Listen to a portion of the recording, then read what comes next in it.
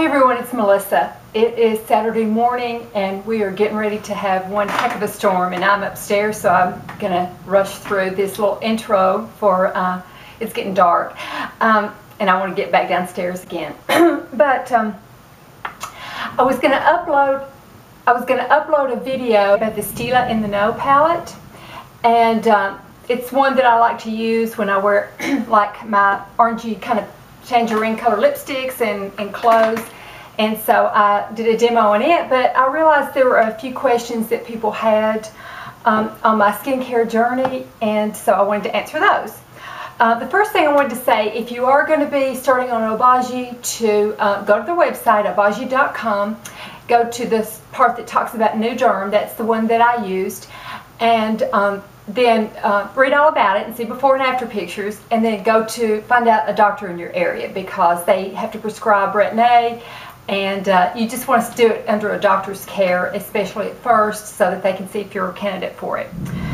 Some people ask if I used it around my eyes, or what if I used an eye cream. I don't. What I'll do is I will take there's some cream here, I'll demonstrate. What I do is just take the product that I'm using, the Obagi or the SkinCeuticals, whatever.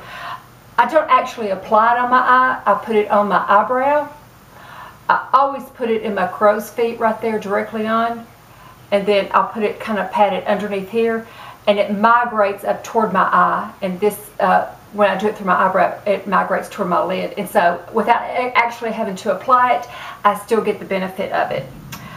People ask, another question was, do I wear sunblock or sunscreen? I should. I don't always. When I do the full Obagi, I was more likely to. I always put sunscreen on my arms and on my legs, my body. I tend to, and it's not right, I shouldn't do this. I tend to let my makeup be my sunscreen a lot of times, but I'm trying to get better. I think any kind of sunscreen, as long as it isn't too greasy to kind of counteract, what you're kind of peeling off, as long as it isn't too greasy, then I think anything that, Neutrogena or whatever would be good. Obagi does sell their own sunscreen, so if you liked it, you could use it. And then the last one was what foundation for the flakiness. What really worked for me was using a mineral makeup, Bare Minerals, and like their little kabuki brush, and just brushing the foundation on, the minerals on. And when I would do that, it would sort of get the flakes off at the same time. You can't really peel it off because the skin underneath is so raw, but yeah, just kind of doing it like that was always a really good thing.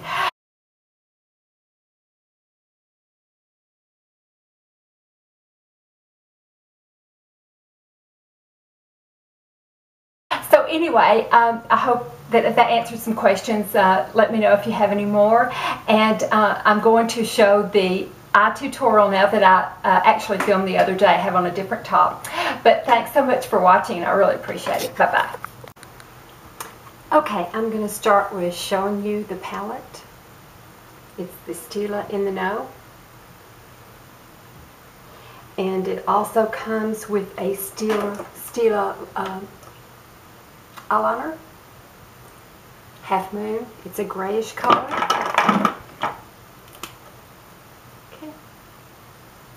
Okay, so how I'm going to start out, I've got this eye done. How I'm going to start out is I'm going to start with the color Wind with a big fluffy brush. And I wanted to be able to, have a warm eye for this lipstick and for some of my orange tops that I have that I've made. Okay, so my first color that I'm going to use is Wind, and it is this color right here. And I'm going to spread it all over with the big brush. This is just an old brush that doesn't even have a name on it anymore. I've got down some MAC Painterly down, and then, my under eye stuff and the rest of my makeup on. Okay, so that's the first thing right there. After that, I'm going to take the Sigma E45.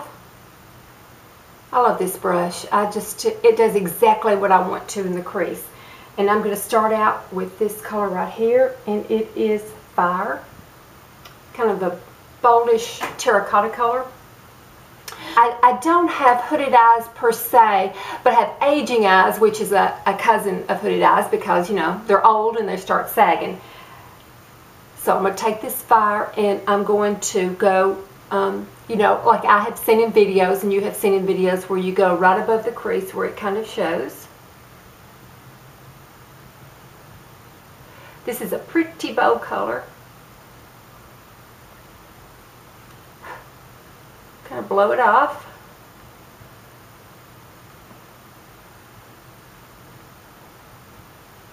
Okay. And then I wipe it off with keep a paper towel right there. And I kind of want to bring it down just a little bit, so I go into E40, take the same E45 and I go into Clay. Just this one right here. Just to sort of calm it down a little bit. Because it is a rather bright terracotta orange color. So just kind of bring it down just a little bit. Okay. And then for some reason I do this, and I don't know why I do it, but I always take this little MAC 228. I love this little tiny brush. It's just a little bitty brush, and I go into let's see, I go into Rain, which is a medium brown, medium to darkish brown. So I take that with this little tiny brush and I go sort of not quite in the crease, right at the very bottom of the bone. So it doesn't really, it sort of makes a cut crease, but it looks like then your crease is a little bit higher. I just go to the base of it and just kind of do a little stippling like that.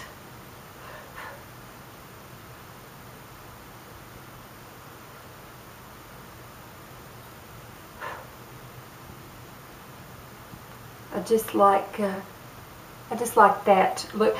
I feel like it gives it a little bit of depth to do that. Just almost like a little cut crease right there. And you can make it as dark or as light as you want. I've got it a little dark over here. I just feel like it sort of gives your eyes a little bit, like I said, a little bit of depth. And I want to be known as a deep person. Okay.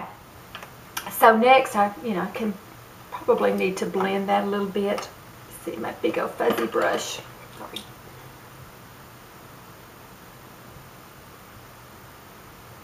And then I usually, will kind of go back in and darken that a little bit. I could probably even go a little bit darker on that. On some of my other eyeshadows, I go a little darker.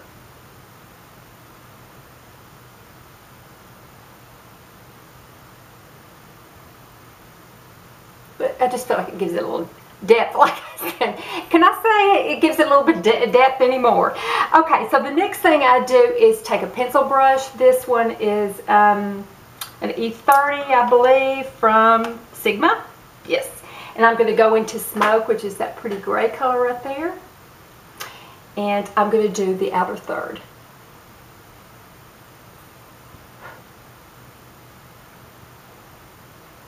I really like, I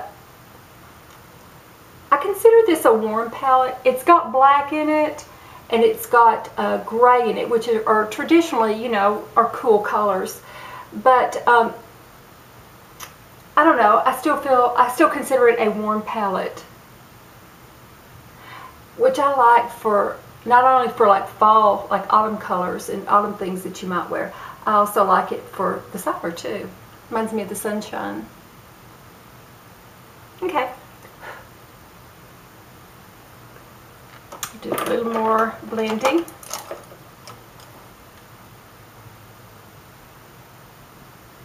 That big fluffy brush. Is this brush? Is a Sigma E40. I think it says E40. Okay. So next I'm going to take a little Laura Mercier flat brush, like what you would do tight lining with, and I'm going to go into that dark ebony right there. Is that ebony? Yeah, I'm going to go into that dark ebony right there. And I'm going to do sort of a soft eyeliner on top here.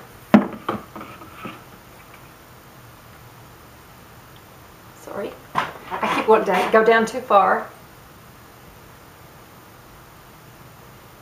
Just to kind of give it a little bit of lining without it being too, just a smudge liner sort of.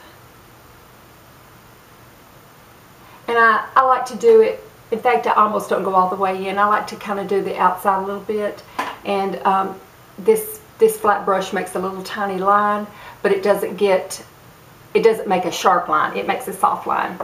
And then I take, this is a Sue Devitt brush, but it's another flat brush, but it's a little bit thicker and have more padding to it than your Laura Mercier push brush. And I'm going to go into Driftwood, which is this color right here. And I'm going to use it just to underline underneath here.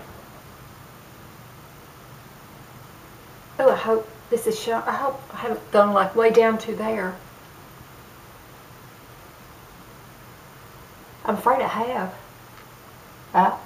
If I have, I have to do it over again, I guess. But anyway, right through there, just a little bit on the outside. Okay. Now, I thought about the eyeliner I wanted to use, and for oranges and like terracottas and stuff like that, I think an eyeliner that's real pretty is a navy blue. So it's the Rimmel Waterproof Liner number 230 Deep Ocean, and I just think it's a real pretty liner right here. Okay. So I'm going to tight line with it and use it in my waterline. First I'm going to do my tight lining. Sort of tight lines and water lines at the same time.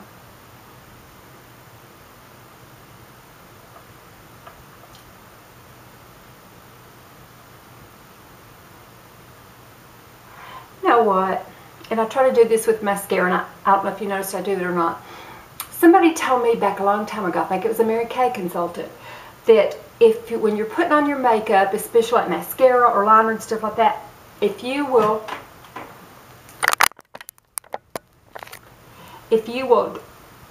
drop your jaw while you do it, instead of raising your forehead while you do it, then you won't get those forehead wrinkles. So I have tried to remember to do that, but you know, just do what you can. Okay, so I'm going to curl my lashes. Just curl my lashes. And then I'm going to use the Estee Lauder Sumptuous Extreme Waterproof. I really have a problem with my mascaras getting down here like at the end of the day, and it really does look like I can take some eye makeup remover and it's just black from under there. And I have finally figured out over the years that it's from mascaras, but I never used a waterproof really, and so I have started trying to look into waterproofs. And I do like this one. I have some previous mascara I'm not going to put a whole lot on from, you know, when I was up and out running errands during the day, and I took off what I could off this eye, but it still had some mascara, so I didn't do too much. So anyway, that is my look. And I really appreciate everyone watching. This was a fun thing to do. It's a very pretty palette. I'm very glad that I got it. And if you want to do some warm colors for the summertime, fall, or really anytime, and they're matte, I think that you would really enjoy this palette. So thank you for watching so much. I really appreciate it. Everyone have a wonderful day. Bye-bye.